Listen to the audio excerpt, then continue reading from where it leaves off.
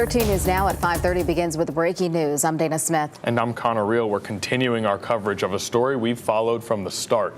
A Newport News jury has awarded Abby Zwerner $10 million in her $40 million civil lawsuit against the Newport News School Division. The former teacher sued the school division and former assistant principal Ebony Parker after a 6-year-old student shot her at Richneck Elementary School in 2023.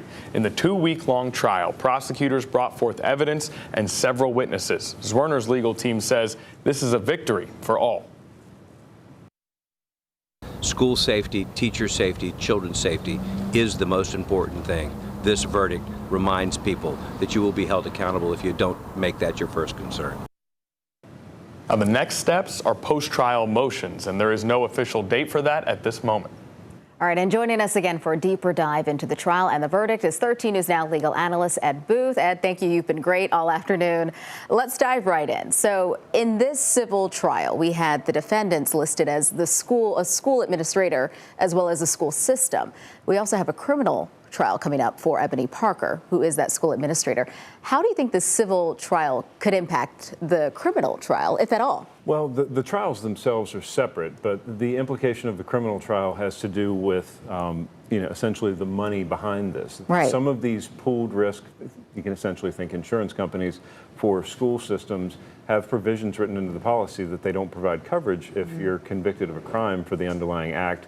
And then if they don't provide coverage, then of course the question becomes, where is that source of coverage going to come from? Interesting. So I guess it's a matter of let's wait and see what happens. But right, and it's not certain that they'll do that, but that's built in there and it's always lingering in the background whenever you have, the combination of a school employee charged with a crime and a civil lawsuit that's related to those facts. And usually they'd be opposite, right? We'd have a criminal first, then a civil, or? That's typically how it goes, given the speed of criminal trials versus civil in the Commonwealth of Virginia, but in this case, that wasn't so. Right. All right. Let's talk more about this case because it's interesting that the jury in 5 hours came to a conclusion. Let's talk a bit about the jury instructions, what they were exactly told to consider, and what does it say that they came up with that relatively quickly? This didn't drag on for days and days. Not at all. They had 5 days of evidence, as I understand it, and they took basically an hour per day. Yeah. That's very quick. So it tells us that they were able to come into the jury room and reach a consensus on these facts very quickly. So that means that they were convinced of the things that needed to be proven to the satisfaction of the jury.